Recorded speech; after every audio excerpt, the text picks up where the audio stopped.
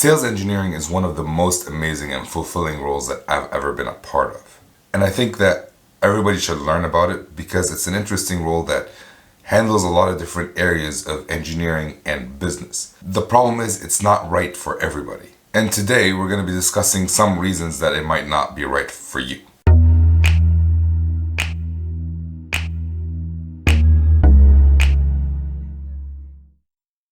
My name is Ramzi Marjaba. I've been doing sales engineering for a long time now, and I've been helping a lot of people become SEs, and some people may not enjoy it at all. And I want to cover some of the cons of sales engineering. I have a lot of videos and podcasts and blogs about the greatness of sales engineering. This is going to be a negative video. So here are some of the cons. You have to always shave your face. No, never mind. I don't always do that. Alright, really. Here's the first con.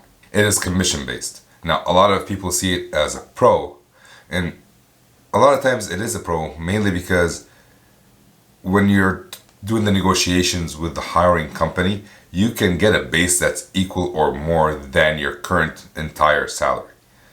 So the commission is just gravy. But there is that added pressure that you have to make quota, you have to keep selling, there is that extra money that you can get and you should get. That adds a level of stress that some people may not want. For me personally, I think commission is extra gravy. I live within my means with my base salary, and everything that I make extra is investments. You can make it a pro and a con depending on how you look at it. A second con is you're dealing with a lot of different kinds of people. Again, some people love that, some people enjoy it, and some people don't. Where are you on this spectrum? And also how much of a tough skin you have. I have a lot of great customers that treat me very well, that enjoy talking to me. I enjoy talking to them, that we've become friends. But I also have those that just drive me bananas, to keep it PG here. Here are a couple of horror stories that I went through early on in my career before I learned to deal with it. We are trying to win back this account, this huge account that my company lost way before my time, and now we're trying to win it back with me being the lead SE on that account.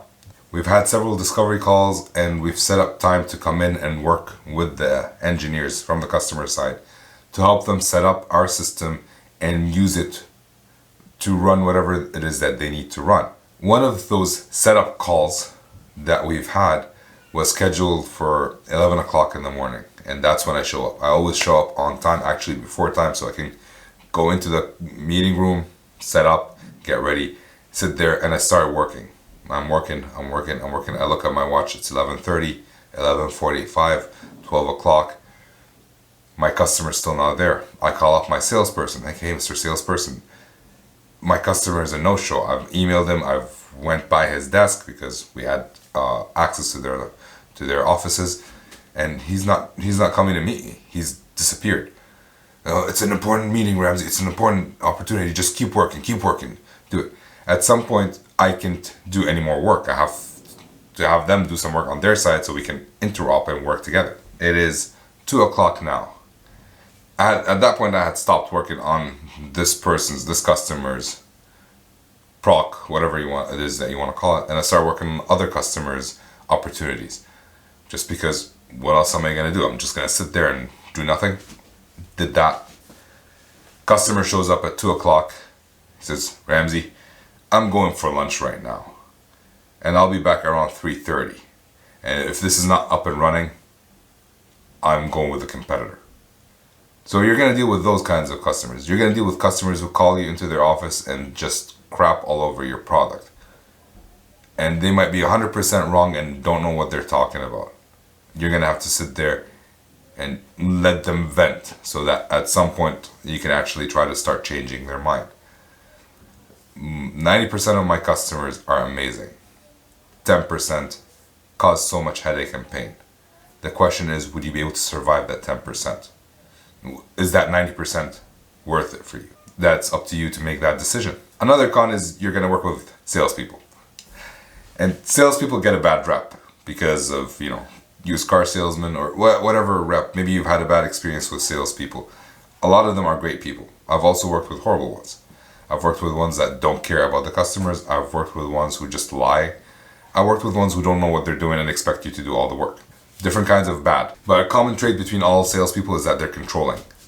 Their livelihood is on the line with every deal. Every deal is important for them because if they don't make it, they might not be able to feed their family or pay for that Ferrari that they just bought. Again, different ends of the spectrum. Although I've never seen a salesperson with a Ferrari, so that is completely made up, by the way. As an engineer, I didn't really want to interact with people all that much. I was more than happy sitting in front of my computer or going down to the lab and plugging routers together and testing stuff and breaking stuff and learning new things like that. I never knew that I had to kind of also do the same thing with human beings, where you have to test. If I say it this way, how would that person take it? If I say it that way, how would that person take it?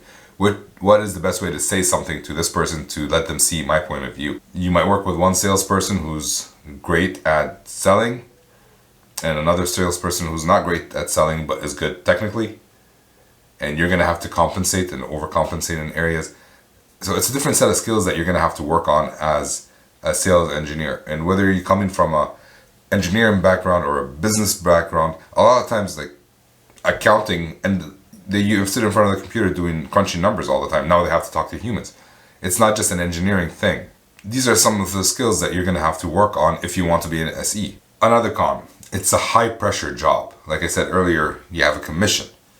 But what do you do to make that commission? You have to sell stuff. That means you might have the director on the customer side, the engineers, the users, whoever they are from the customer side, like telling you that, oh, this is important, we need to get it done. You don't have this feature, you don't have that feature. You have your account manager telling you, oh, you're not showing the right stuff. You have the VP of sales saying to the account manager that they're not selling enough, who are then taking it on you. There's just a lot of things that can go wrong.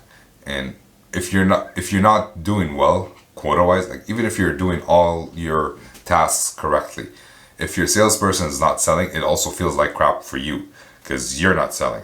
In many cases, when a deal is lost, an SE is blamed somehow for not doing a proper discovery, not doing a proper demo or proof of concept. Whether it's true or not, it's an easy scapegoat for the salesperson. Oh, my SE can do this, and just move on with their lives, and now it's on you and you're gonna have to defend yourself. Sometimes documentation is part of the job description. I've seen my account manager do things so horribly bad, some of them obviously, that I had to sit them down, have a conversation with them about the standards that we use. Like, why are we trying to sell to users who don't have budget before we started talking to the management or before getting them to introduce us to the management to sell? We'd have that conversation and then I'd follow up with a document, with an email. This is our standards, this is what's going on wrong today, this is how we can fix it. Also, there are different roles for sales engineering. So another con is, if you're a generalist sales engineer, you have so much to learn from different products, and depending on the company you work for, obviously. I work for a company that has a lot of different products, so it's hard to learn, and they range from like layer 0 in terms of routing, layer 0 to LTE, to security, to network visibility. So a lot of different areas that we need to cover. Same with VMware, same with Nokia and Cisco. There's a lot of different products and solutions and problems that we solve as companies that it might be hard for some SEs to know that. There was one SE that was struggling. He was a core SE. He was a colleague of mine at my company, and I was shadowing him. It was the start of my career. He was trying to do a demo for a product that he wasn't very familiar with. The first thing he said in front of our customers, this is the most complicated product in our portfolio. That's not how you start a demo. You just set yourself up for failure. It's a very powerful tool that can do a lot of different things, yes. The most complicated product in our portfolio, not so much. Sales engineering is a lonely job. I'm so lonely. A lot of times it's just you trying to figure out how something works. You can talk to people over Slack, Teams, whatever it is that you're using. But a lot of times it's just you. And it's you working with customers, you working with account managers. The team of SEs are not usually around you. They're there to help when you need something, but geographically, a lot of times they're dispersed. A lot of times you don't get to meet them in person, and you may or may not form that camaraderie depending on your personality. We've had Sonu Shahi on the podcast before. I'll link it somewhere in the cards. And before he became a manager, he made it a goal that every time he traveled to a city, he would reach out to the SEs in that territory and go have dinner or lunch with them. That's because sales engineering is a lonely job. There are workarounds to almost anything that I've mentioned today. There's mentality shifts that can help you. But the question is, do you want to be a sales engineer? The question is, can you have that mentality shift? And another question that you should ask yourself is, are you genuinely curious about solving the customer problems, or are you just in it for the money? Because if you're not curious about solving the customer problems, you'll never make that money. Another con that I didn't actually have written down. Quotas increase almost every year. And what does that mean for you? Well, let's take a look here real quick. Let's say year one, your quota is $1 million. And you get paid, if you hit your quota, $20,000. That seems reasonable. And with the help of your salesperson, you were actually able to hit your quota. So you've sold $1 million worth. That's 100% of your quota achieved. That means you get paid the full commission.